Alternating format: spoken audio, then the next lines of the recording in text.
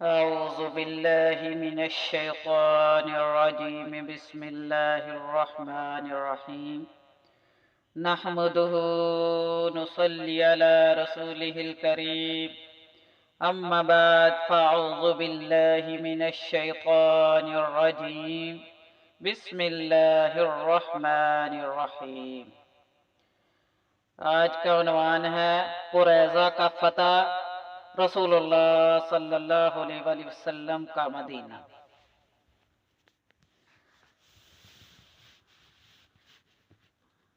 شروع کرتی ہوں اس رب جلیل کے بابرکت نام سے جو تمام دلوں کے بھید جاننے والا ہے۔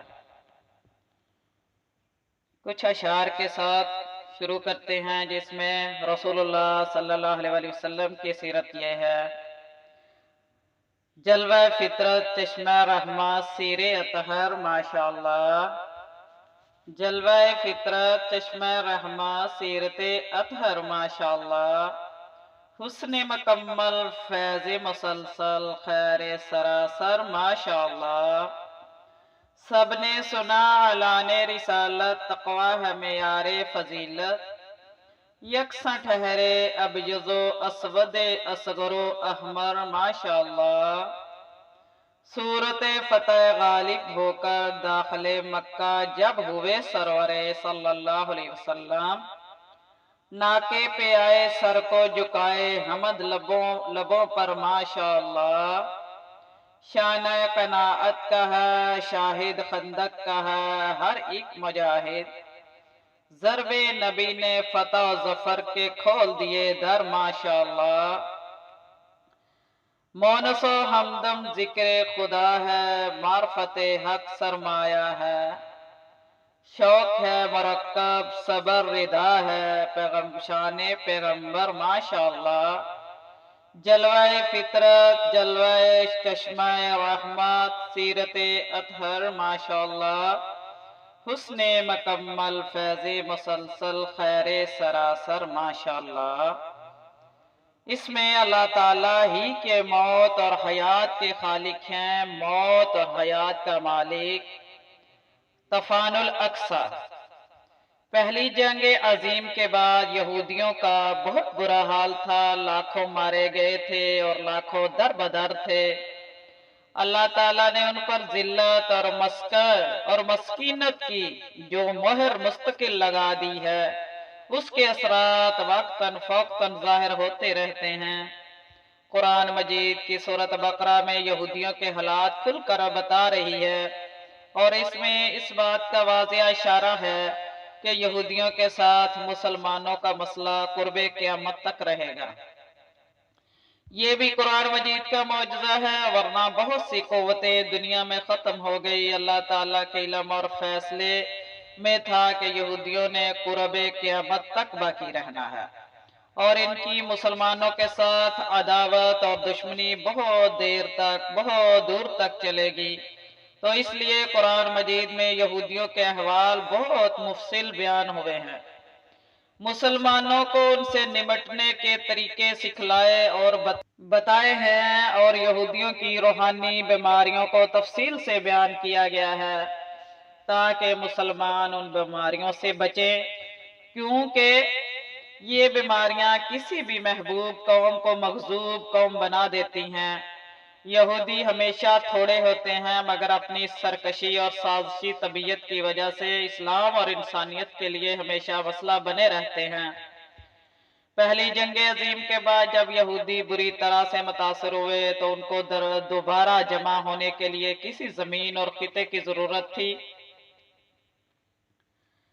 وہ اپنی مالداری اور ذخیرہ اندوزی کے زور پر افریقہ، امریکہ یا کسی اور دور دراز کے علاقے میں جا کر آباد ہو جاتے ہیں، تو مسلمانوں کے ساتھ ان کا ٹکراؤ کم ہو جاتا، مگر یورپ کے صلیبیوں نے ان کو خود فلسطین کی طرف دھکیل دیا۔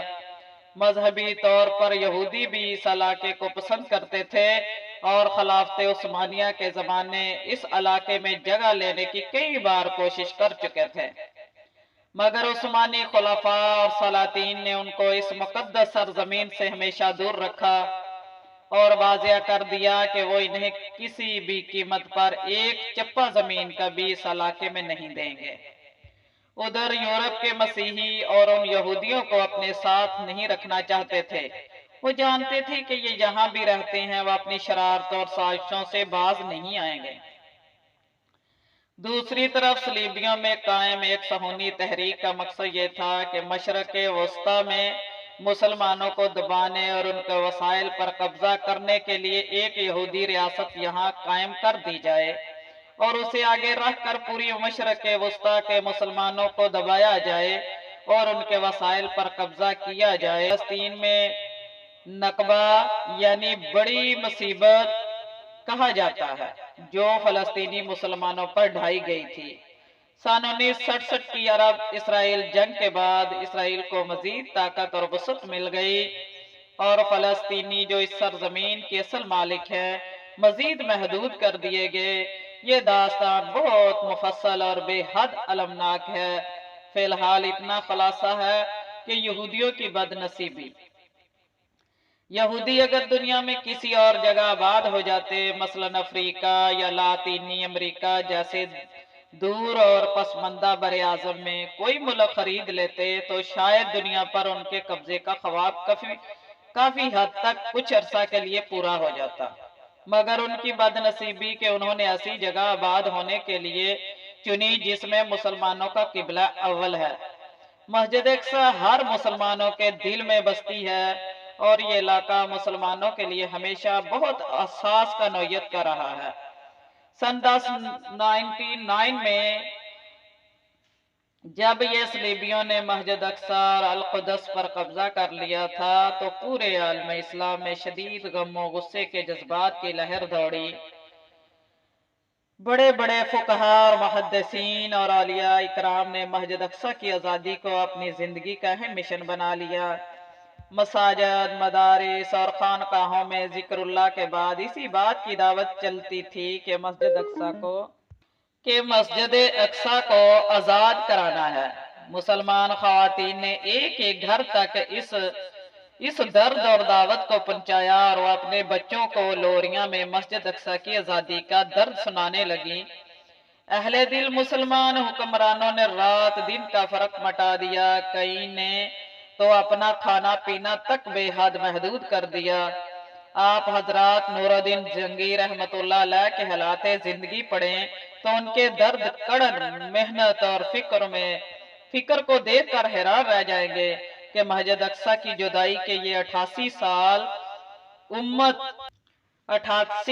امت مسلمہ پر بہت بھاری تھے۔ مساجد کے ممبروں پر مسئلہ جہاد گرجتا تھا، مسئلہ جہاد ایسا گرجتا تھا اور مسئلہ جہاد کو سمجھانے کے لیے اگر نقدر تصانیف کا سلسلہ بھی زمانے میں عروج پر رہا ہے۔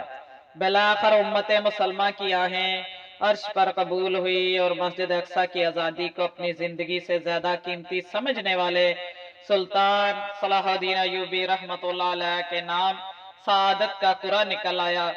امریکیوں اور انگریزوں نے مسجد اقصی اور القدس کی صلاح الدین سلطان ایوبی رحمت اللہ علیہ کے ہاتھوں آزادی پر جو کتابیں لکھی ہیں اور جو فلمیں بنائی ہیں وہ سب جھوٹ پر مبنی ہیں۔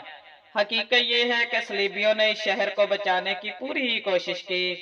سارے یورپ کی فوجیں صلاح الدین ایوبی مسلمانوں کے خلاف متحد ہوئی، مگر اتنی طاقت اتنی کثرت کے باوجود وہ صلاح الدین ایوبی رحمت اللہ علیہ کے لشکر کے سامنے نہ ٹھہر سکی اور اس پوری لڑائی میں ان کی کمر ایسی ٹوٹی کہ وہ اگلی 7 صدیوں تک دوبارہ اس مقدس سرزمین کی طرف آنکھ اٹھا کر نہ دیکھ سکے۔ معلوم نہیں اسرائیل کے یہودی کن خوابوں میں رہتے ہیں کہ وہ خود کو ناقابل تسخیر سمجھ کر اپنا ظلم اور اپنا علاقہ بڑھاتے جا رہے ہیں۔ اب ان کی کوشش 2 کاموں پر مرکوز تھی۔ غزہ کو مجاہدین سے خالی اور صاف کر دیا جائے تاکہ مستقبل میں کسی مزاحمت کا کوئی خطرہ نہ رہے۔ نمبر 2، مسجد اقصی کو شہید کر کے وہاں ہیکل سلیمانی کی تعمیر شروع کر دی جائے۔ دراصل یہودیوں کو اب زمین صاف نظر آ رہی ہے और वो जल्द अज जल्द इन कामों को पाया तकमील तक पहुंचाना चाहते हैं। इसराइल के आसपास मुसलमानों के 17 ममालिक आबाद हैं। इसराइल ने उन सब को खुद या अमेरिका के जरिए मुकम्मल दबा लिया था और उसे अब इन मुल्कों से कोई खतरा महसूस नहीं हो रहा था।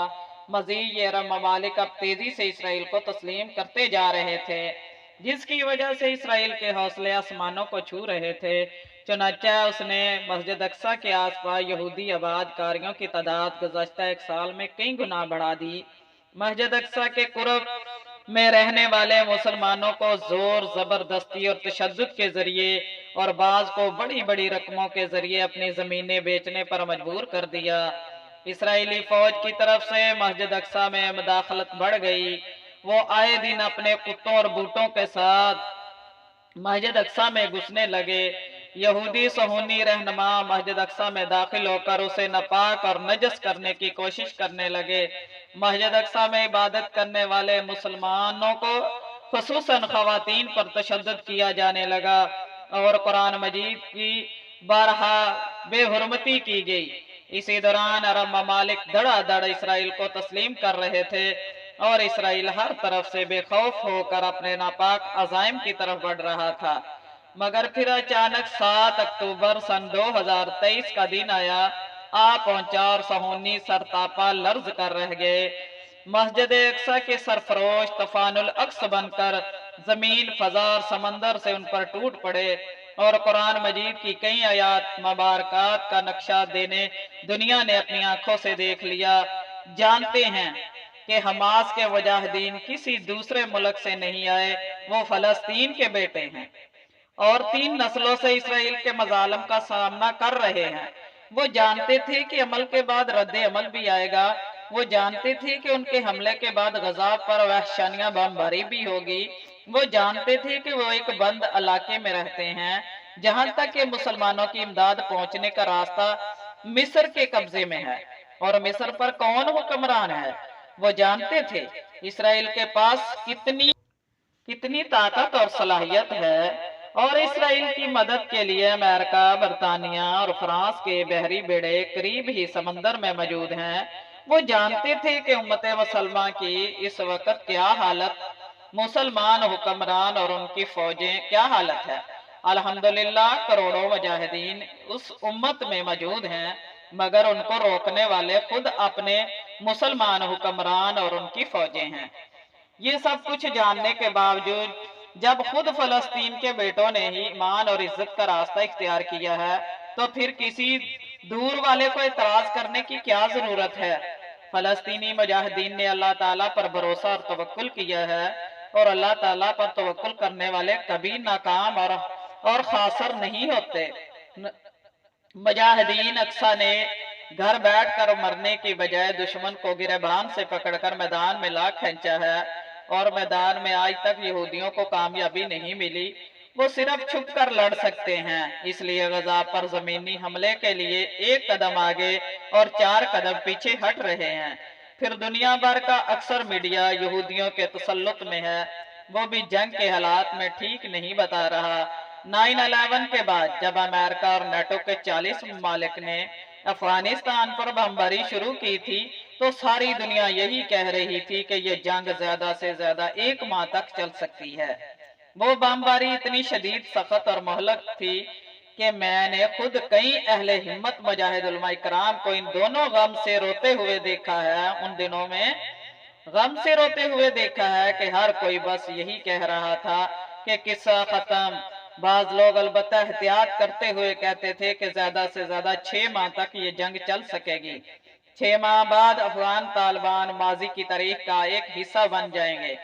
उस वक्त भी अल्हम्दुलिल्लाह उम्मत मुसलमा ने अर्ज किया था कि दुश्मन को जमीन पर आने दो, फिर आटे दाल का भाव सबको मालूम हो जाएगा। चुनांचे ऐसा ही हुआ, दुश्मन जमीन पर उतरा और फिर 20 साल तक वहां फंस कर मार खाता रहा, भला आखिर शिकस्त तस्लीम करके भाग गया। फलस्तीन के जिहाद में आगे क्या होगा ये अल्लाह ताला ही जानते हैं और हम अल्लाह ताला से खैर और फतह की दुआ मांगते हैं। वो नहीं जानते थे। मुजाहिदीन अक्सा जो खुद जानते थे, वो हमने और ہم نے اور اوپر عرض کر دیا، مگر یہاں تو وہ بھی ہو گیا کہ وہ نہیں جانتے تھے، کیونکہ جہاد میں جان دینے نکلتا ہے مسلمان، مگر پھر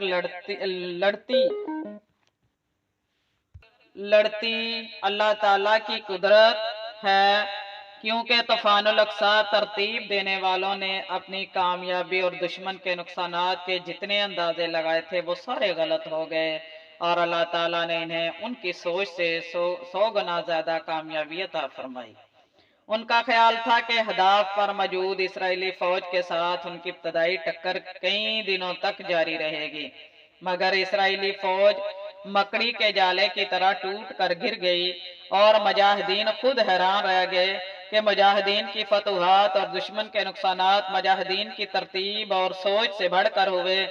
مثلا نمبر 1، پہلے ہی حملے اور وار میں ہزاروں اسرائیلی فوجی مارے گئے اور ان کی پوری ایک برگیڈ تباہ ہو گئی۔ نمبر 2، حماس کے دیسی ساختہ راکٹوں کے سامنے اسرائیل کا دفاعی نظام ناکام ہو گیا، حالانکہ سالہ سال سے اس دفاعی نظام کی طاقت کا دنیا بھر میں شور تھا۔ نمبر 3، یہودی آباد کاریوں کی کئی بستیاں تباہ ہو گئی اور دنیا بھر کے یہودیوں کو معلوم ہو گیا کہ اسرائیل ان کے لیے پرامن جگہ نہیں ہے، حالانکہ سالانہ اربوں ڈالر صرف اسی تاثر کو عام کرنے کے لیے خرچ کیے جاتے تھے۔ نمبر 4، مجاہدین کی واپسی پر یہودی فوجیوں نے اپنی کئی بستیاں خود اپنے ہاتھوں سے تباہ کی اور سورہ حشر کے منظر کو دہرایا۔ سورہ حشر میں اللہ تعالیٰ نے ارشاد فرمایا،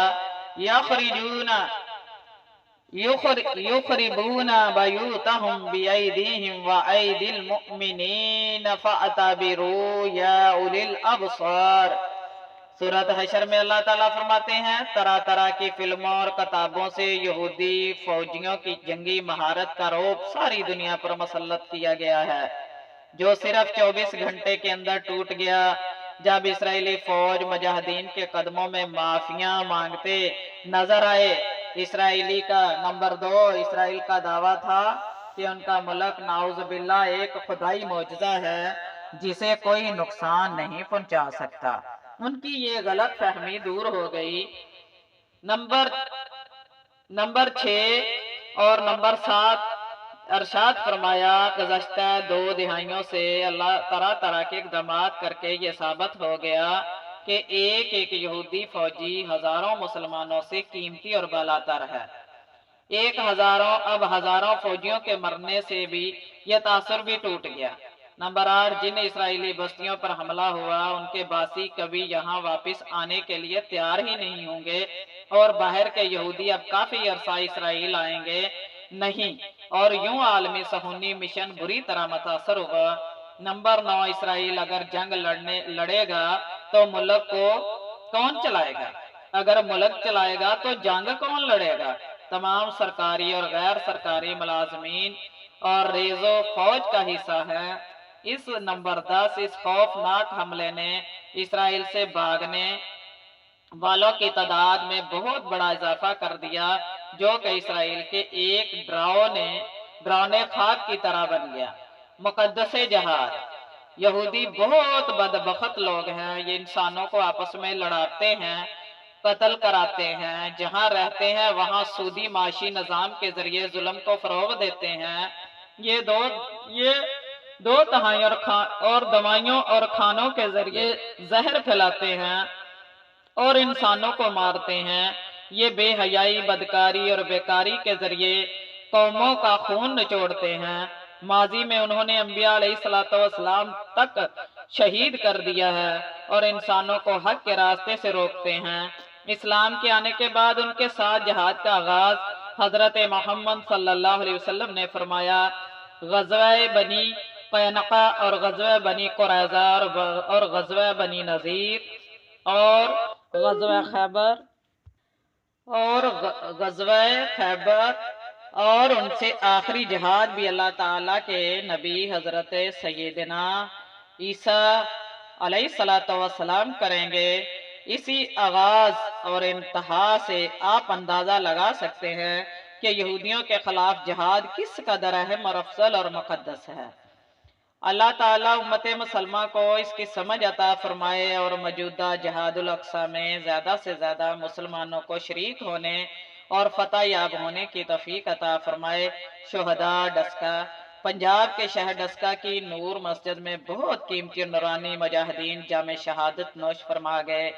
آج ان پر بھی لکھنے کا ارادہ تھا مگر جہاد الاقصی کا موضوع مفصل ہو گیا، اور جہاد ہی ان عظیم شہداء اکرام کا مشن ہے۔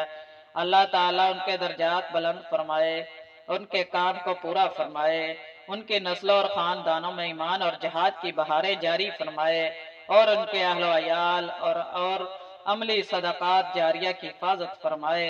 آمین یا ارحم الراحمین۔ لا الہ الا اللہ محمد رسول اللہ۔ اللہم صلی وسلم وبارک علی سیدنا محمد وعلی آلہ